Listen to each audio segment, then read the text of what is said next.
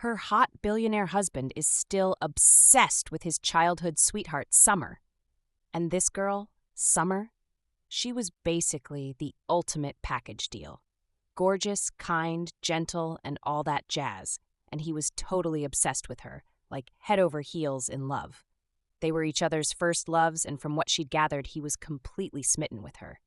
He's still holding on to these random conversations they had, and it's like he's clinging to the past for dear life. She's caught him zoning out, thinking about Summer, and it's just sad, like really sad. He's been stuck in the past for 7 years now, and it's like he's forgotten how to live, how to love, how to be happy. Summer's passing was basically the end of him, and it's like his heart just stopped beating. He became this cold, indifferent person, and it's like he's just going through the motions of life. She's starting to think that's why he married her, not because he loved her, but because he needed someone to fill the void, someone to distract him from the pain of losing Summer. It's pretty messed up, if you ask her. She often wonders what it would be like if he actually loved her, if he could see her, really see her, and not just as a replacement for Summer. But at this point, she's starting to think that's just a pipe dream, that he's never going to be able to move on from Summer, and that she's just going to be stuck in this loveless marriage forever. It's not exactly the most romantic or fulfilling experience, but hey, at least she's not alone, right? She's got her thoughts, her feelings, and her what-ifs to keep her company. She's trying to make the best of a bad situation, but it's hard when you feel like you're just a substitute for someone else. 7 years later, a waiter stood quietly by the door, peeking into the room as loud shouts filled the air. Inside, Amelia tried to defend herself, saying she couldn't be pregnant unless it was his, as she only ever slept with him. She placed her hands on her stomach as she spoke, trying to make him believe her. In response, Noah threw several images of her with other men onto the floor in front of her. He asked how she could say she only slept with him when there was proof of her being intimate with others. She picked up one of the photos and realized she had been caught. Tears began to fall as she admitted it was a mistake, but her words did nothing to soften him. Noah challenged her again, daring her to tell him the child was his one more time. Amelia remained silent, unable to argue further. He told her to leave and warned that he wouldn't pursue the matter if she disappeared from his life forever. However, he made it clear that if she ever showed up again, she would have to face him. The maid at the door continued to watch, her curiosity growing. She recognized the woman and thought to herself, wasn't that Amelia Denzel, the famous supermodel? Was that man her boyfriend? Inside the room, Noah confronted the woman, accusing her of lying. She's slowly getting up from the floor, her head hung low in defeat, and it's like you can feel the tension in the air. She's walking past Noah, trying not to make eye contact, and it's clear she's been totally shut down. The waiter is still standing by the door, watching the whole scene unfold without saying a peep. As Amelia makes her way down the hallway, the maid is still trying to process what just went down. She's thinking to herself that this is her first time meeting Noah, and let's just say he's making a pretty terrible first impression. She's deciding right then and there that he's a scary man, and you can't really blame her. The waiter stands there, replaying everything in his head, wondering how on earth it escalated like that. His presence is still looming, even without making a sound or showing his face. Meanwhile, she's speed-walking like her life depends on it, nerves shot, telling herself she just needs to get out before something goes down. She doesn't even notice the drink she abandoned by the door, but Noah does. He picks it up, staring after her, already figuring out she heard way too much and bolted. He runs a hand through his hair and mutters to himself, frustrated and stuck in a mess he didn't ask for, but somehow always ends up in. Sitting on the couch, Noah stares at the drink, and the realization hits him.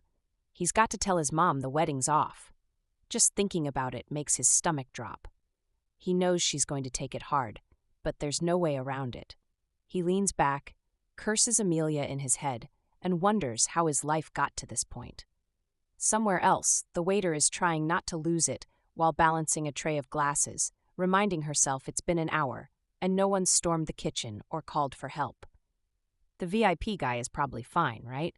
Her shift finally ends, and she's ready to collapse. All she cares about now is getting out of there without any more drama. Mike spots her leaning against the counter like she might just slide to the floor at any second. He gives her one of those looks, half concerned, half, how are you even still standing, and tells her she's been working way too hard. 2 shifts yesterday, no break today. It's like she's on some kind of survival show, except there's no prize at the end. She waves him off, saying she's fine, but deep down, she's ready to cry tears of gratitude just because someone noticed. After a quick thank you, she grabs her bag and heads out, the exhaustion in her bones finally catching up to her now that her shift is over. The air outside is cool and a little crisp, which feels like heaven compared to the stuffy heat of the restaurant. She walks slowly, pulling out her water bottle as she goes. She's about to take a sip when she spots this sad, half-dead plant by the side of the road. It's droopy, brown, and looks like it's been through a war. She stops, looks at it, and sighs, like they're sharing some kind of unspoken bond. Then, without a second thought, she unscrews the cap and empties her water all over it. The plant doesn't say thank you, obviously, but she feels a weird sense of satisfaction anyway. She stands there for a second, wondering when it last rained, then shakes her head and keeps walking. By the time she gets to the bus stop, she's dragging her feet like someone who's been awake for a week straight. She drops onto the bench with a groan, digs into her bag, and pulls out a random piece of bread. It's probably been in there longer than it should have, but she's not picky. Then, instead of eating it, she starts tearing it into little pieces and tossing them onto the pavement. Within seconds, a gang of birds swoops in like they've been waiting for this moment their whole lives. She watches them flutter around, chirping and hopping, and it's honestly the most peaceful thing she's seen all day. One particularly brave pigeon waddles right up to her, staring like it's expecting a formal invitation. She laughs a little, waves at it, and says, "You're welcome," even though she knows it doesn't understand a word. The bus finally pulls up with its usual hiss of brakes, and she sighs as she gets up, feeling about 100 years old. She glances back at the birds one last time before climbing on board. As the bus rattles down the road, she leans her head against the window, thinking about her bed, her pillow, and the beautiful, uninterrupted sleep waiting for her at home. Sitting on the bus, she stares out the window, her thoughts drifting to her aunt's birthday.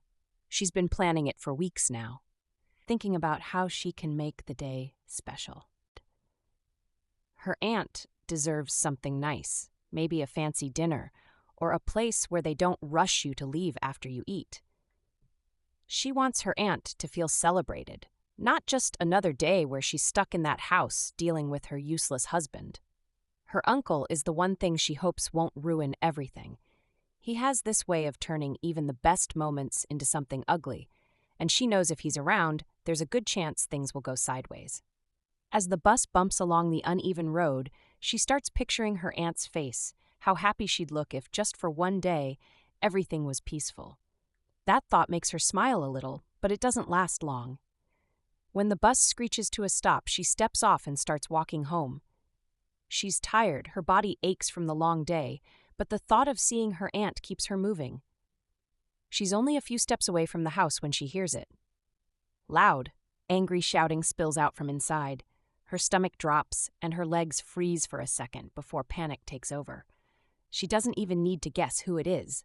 Her uncle's voice is unmistakable, full of rage and accusations.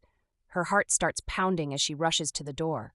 Her hands are shaking when she pushes it open, and the scene inside makes her blood run cold. Her uncle is standing there, gripping her aunt's arm so tightly it looks like he's trying to hurt her on purpose. He's yelling at the top of his lungs, something about money, about the mafia being after him, and accusing her aunt of secretly wanting him dead.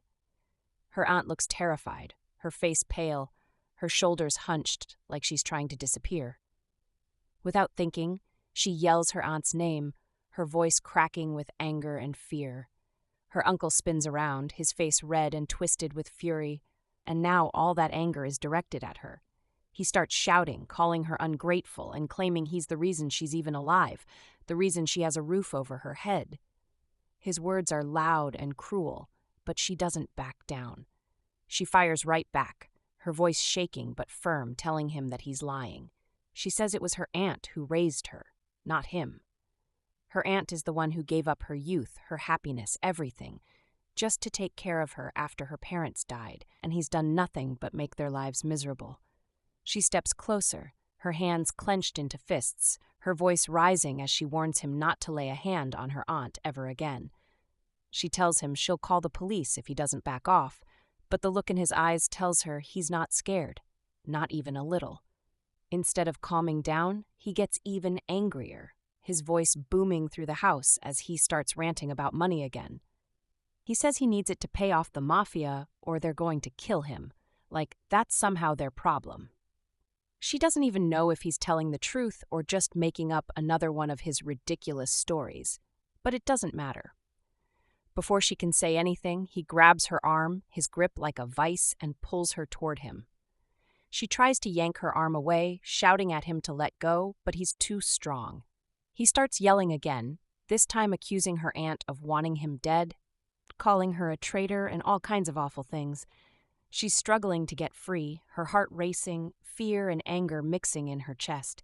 Then, out of nowhere, he shoves her hard. She stumbles back, her feet slipping, and her head hits something sharp. Pain explodes through her skull, and for a moment, everything blurs. The room spins, the shouting fades into the background, and then there's nothing but darkness as she crumples to the floor. When she opens her eyes, the first thing she notices is that the ceiling is unfamiliar, followed by the fact that 3 women she doesn't know are staring at her. Her head throbs, and her thoughts are all over the place. For a second, she wonders if she's still dreaming, but the sharp ache in the back of her skull tells her otherwise. Before she can say anything, one of the women leans forward and says, "You're awake," like that explains everything. She blinks at them, her heart pounding, and looks around the room, which is bare, cold, and way too quiet. Panic creeps in as she tries to piece together where she is and how she got there. Just as she's about to start asking questions, one of the women speaks again, her voice low and serious, telling her that her uncle sold her to the mafia. The words hit her like a punch to the gut, and for a moment she just stares at the woman, thinking this has to be some kind of sick joke. She shakes her head, trying to laugh it off, but nothing about the woman's expression suggests she's kidding. Then she says something even worse. The mafia plans to auction her off along with the rest of the girls tomorrow. That's when everything inside her freezes. Auction? Mafia? Her uncle? None of it makes sense. She tries to tell herself this isn't real, that it's some misunderstanding, but another woman chimes in, saying the same thing and pointing out the room full of girls as proof. Her eyes dart around, and for the first time, she really looks. There are dozens of girls, all of them around her age, sitting quietly or huddled together, their faces pale and full of fear. Her breathing quickens, and she feels like the walls are closing in. Desperation kicks in, and she scrambles to her feet, ignoring the pounding in her head. She's not about to just sit there and wait for whatever nightmare is coming next. She runs toward the door, her heart racing, but before she can even get close, 2 massive bodyguards step in her way, blocking her like brick walls. She backs up, her fists clenched, trying to think of another way out, but there's nothing. She feels trapped, helpless, and furious all at once, but most of all, she can't believe this is happening. She sits in the corner of the dim room, knees pulled to her chest, trying to make herself invisible. Her eyes dart nervously to the other women, all of them silent, all of them trapped. Her heart pounds so hard it feels like it might break through her ribs. She keeps telling herself she needs to think of a way out, but every idea sounds impossible. Her uncle sold her to the mafia. She's in some kind of horrible movie, except it's real, and there's no way to pause it or turn it off. A tear slips down her cheek, but she quickly wipes it away. Crying won't help, but she feels like the walls are closing in. Every single girl in this room looks like they've already given up, and she's terrified she's heading in the same direction. The door swings open, and the mood shifts instantly. Everyone stiffens, eyes snapping to the tall woman who strides into the room like she owns it. Margot. She's wearing heels that click against the floor, and her face is cold and sharp, like she's carved out of stone. Without looking at anyone in particular, she orders them to stand up. Her voice is calm, but it's the kind of calm that's scarier than yelling. Nobody moves at first, and she doesn't like that. She warns them that anyone who disobeys will regret it, and nobody doubts she means it. Just as the first girl starts to get to her feet, one of the hulking bodyguards steps forward and whispers something to Margot. Margot freezes mid-step, tilts her head slightly, and then her face shifts from bored authority to something sharper, almost intrigued. She mutters something back, and the guard nods before stepping away. Slowly, Margot's eyes sweep the room until they land on the girl in the corner. She doesn't say anything at first, just starts walking toward her, her heels echoing in the silence. The girl feels her stomach drop, and her body tenses as Margot crouches in front of her. With a hand as cold as ice, Margot tilts the girl's chin up so their eyes meet. There's something unsettling in her gaze, a mix of curiosity and something darker. Then, in a voice that almost sounds kind, she tells her that today is her lucky day. The girl blinks at her, confused and not trusting a single word. Lucky? There's no way anything about this situation could be lucky. Margot seems to enjoy the confusion because she doesn't explain right away. She just keeps looking at her like she's a puzzle. Finally, she says that one of their most important clients, someone called Mr. X, has made a request. He wants a virgin. The girl's breath catches in her throat and she stares at Margot in disbelief. Margot goes on, explaining that since Mr. X is a special client, his requests are taken very seriously and she happens to be the only virgin in the group. The words feel like a slap, but before she can stop herself, the girl blurts out, "How do you even know that?" Margot straightens up, looking more amused than offended, and pulls out a photo from her pocket. She holds it up, and the girl doesn't know what's worse, the fact that there's proof, or the fact that Margot refers to her like she's merchandise. Margot explains that everything is inspected before it's sold because the mafia doesn't leave anything to chance. The girl stares at the floor, her cheeks burning with shame and anger, but Margot isn't done. She tells her she should be grateful. Grateful for what? Margot smirks and explains that her virginity is the only thing keeping her from a much worse fate.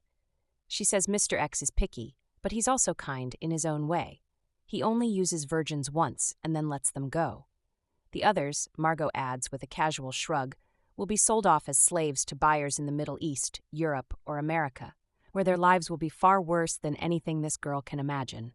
Margot's words feel like a punch to the gut, but the girl refuses to cry again. She clenches her fists, her mind racing, not sure if she's supposed to feel lucky or doomed. All she knows is that whatever happens next, she can't give up. Not now. Not ever.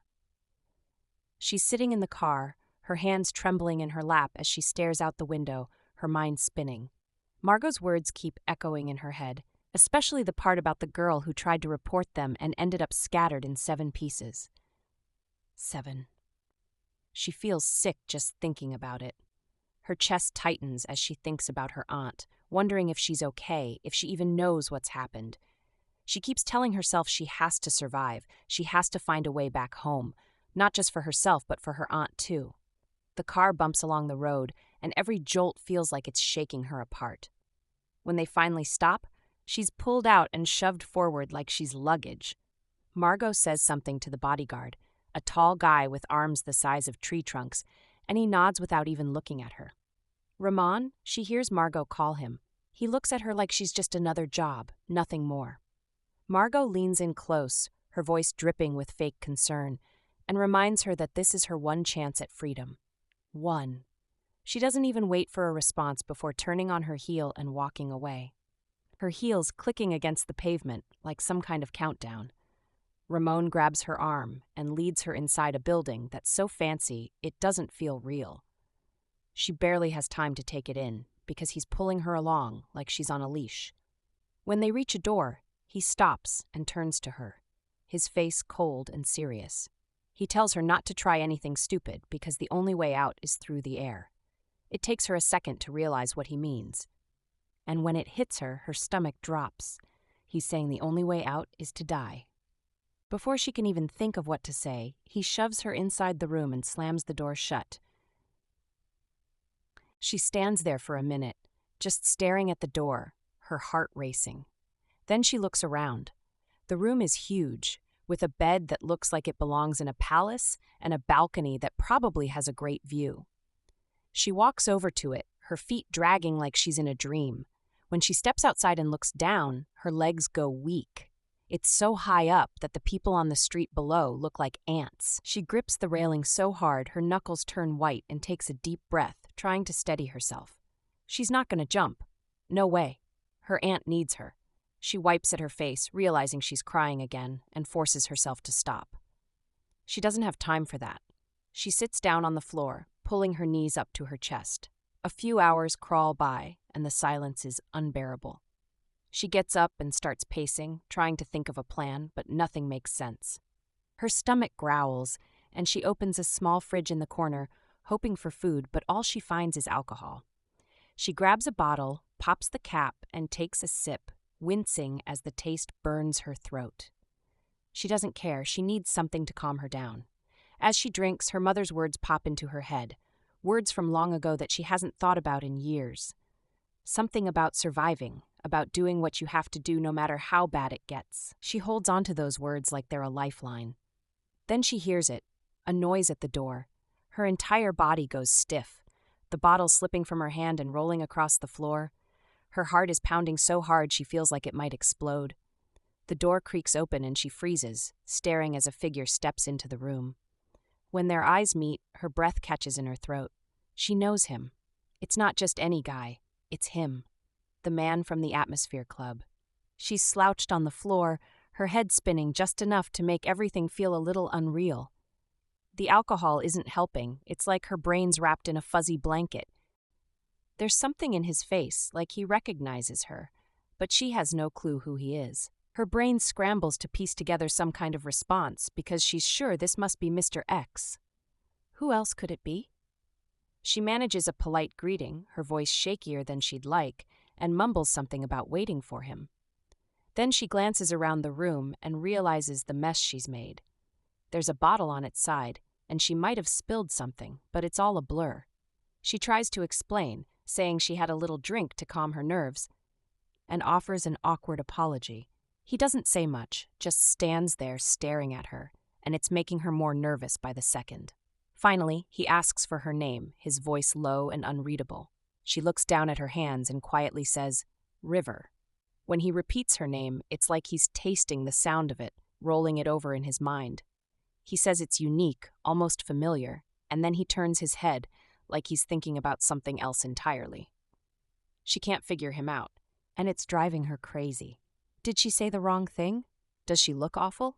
She glances down at herself, suddenly hyper-aware of the fact that she's not exactly at her best right now. Her hair's a mess, there's probably wine somewhere on her dress, and she feels like a disaster. She tries to salvage the situation, asking if he's tired, or if he wants to rest. Her voice is overly sweet, almost desperate, but she tells herself, this is the only way out. If she makes him happy, maybe she'll survive this. Meanwhile, he's looking at her like she's a puzzle he doesn't care enough to solve. In his head, he's already decided she's not worth his time. He doesn't care why she's here, doesn't care about her story, and definitely doesn't care about her awkward attempts to please him. When he finally speaks, it's to question what she's trying to do. His tone is cold, and she stammers through some excuse about wanting to make him comfortable, apologizing again for being nervous.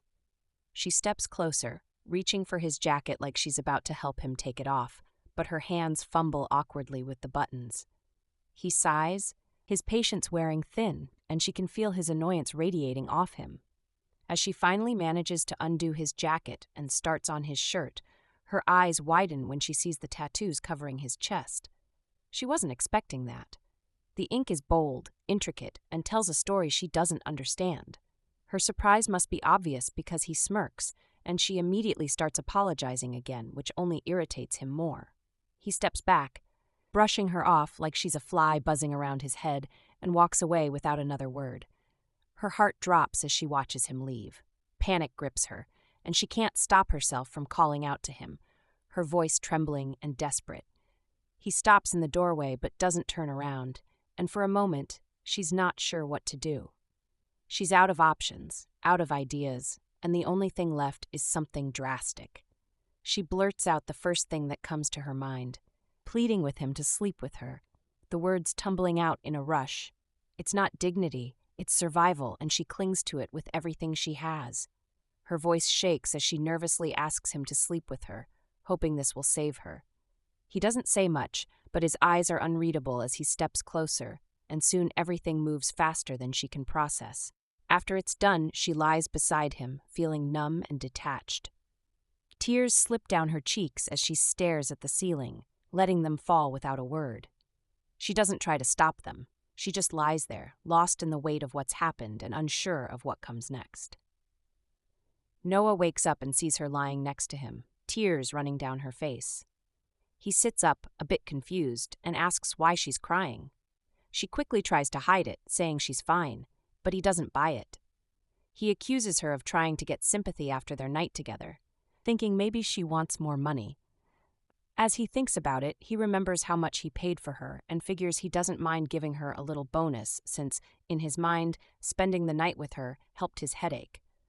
She quietly replies that she doesn't want money, but before she can explain, he cuts her off and tells her to come closer. He's skeptical.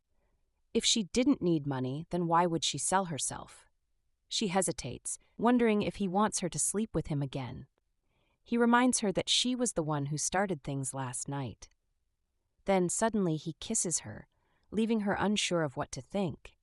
She continues crying, but he reassures her that she doesn't need to worry about money because he'll give her a big tip. As she wipes her eyes, she asks if he'll free her once everything is over, mentioning Margot's words about him never using the same woman twice and that she needed to serve him well to gain her freedom. His eyes widen in shock when he hears this, and he mutters the word virgin, realizing what he hadn't noticed before. She was still a virgin. He sees the blood stain on the bed, and the realization hits him like a ton of bricks. He asks if he's really been her first, and she admits that she's not someone who sells her body. A mix of confusion and guilt washes over him as he processes everything. She asks why he seems so clueless about all of this and wonders if he's not the man she thought he was. He admits he's not who she thought, then asks how she ended up here. She explains how her uncle sold her to the mafia, where she was auctioned off to become a slave.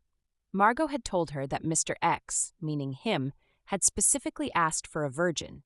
As she nervously explained, her voice shaking, she recalled how Margot had promised that he would set her free if she pleased him.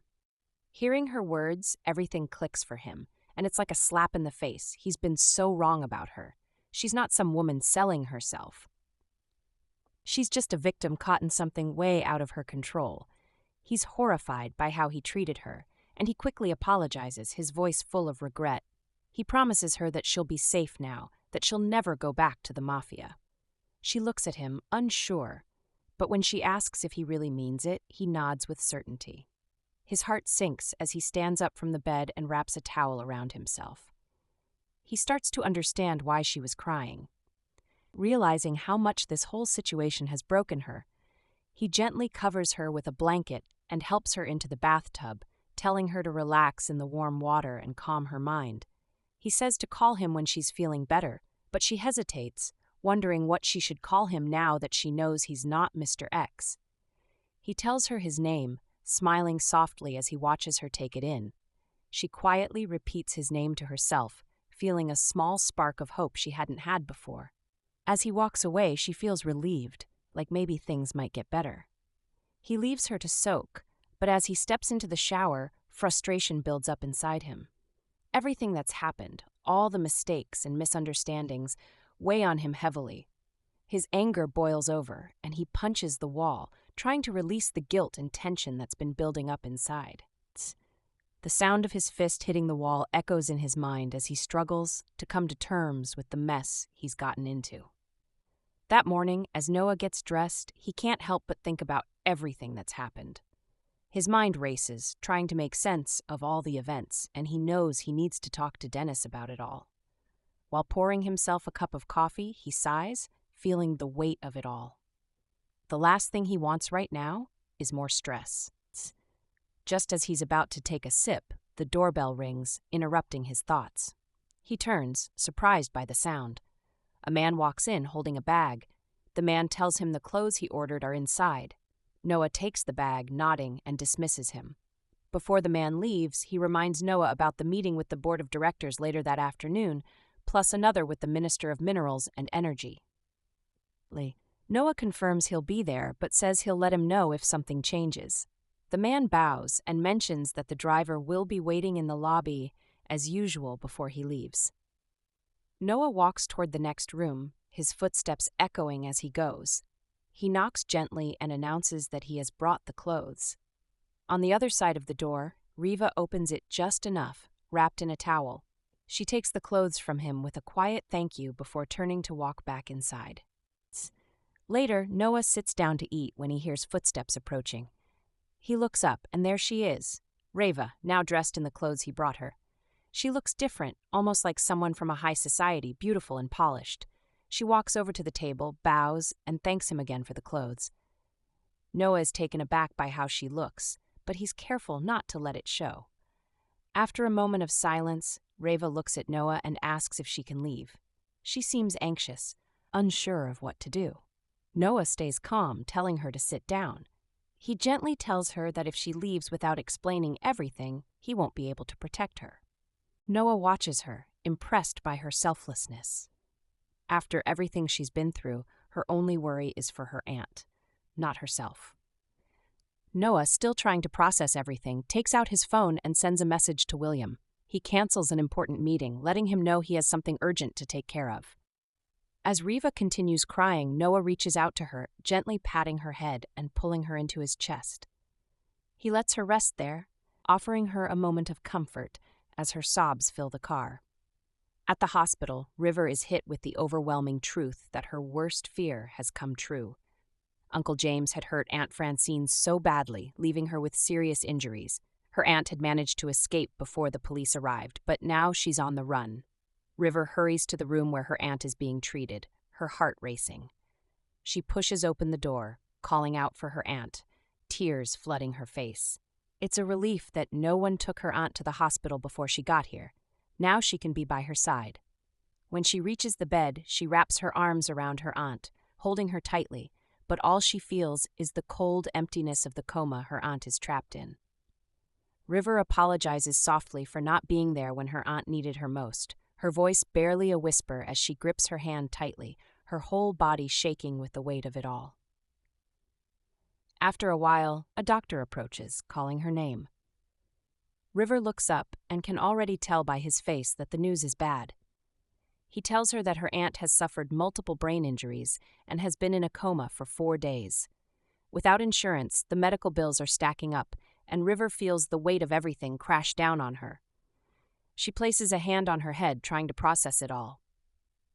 From a distance, Noah watches, quietly observing everything. His thoughts are interrupted when William taps him on the shoulder. William reminds him about the meeting with the minister and that it can't be rescheduled, so Noah nods, telling him to take care of River in his absence. Noah tells him to cover the medical bills, make sure River gets whatever she needs, and find out if there's anything else they require. When William asks if he should report back, Noah waves him off, too focused on his own thoughts to respond as he walks away. William walks over to River, who's sitting there with her face in her hands, crying. He gently suggests she eat something to get her energy back, and offers to have lunch with her. River looks up, still a little lost, and asks who he is. William introduces himself as Noah's assistant, explaining that Noah sent him to help her with whatever she needs. He casually mentions that the clothes she's wearing were bought by Noah, which makes River manage a tiny smile. She thanks him, looking around for Noah, but he's already gone. William reassures her that Noah's a busy guy with an important meeting with the minister, something that couldn't be pushed back, but he promises to stick around and take care of things for Noah. He takes the file from River's hands and says the first thing they'll do is pay the hospital bills to make sure her aunt's treatment doesn't stop. River says it's not Noah's responsibility, but William waves it off, telling her that Noah's finances are more than enough to cover it without even noticing.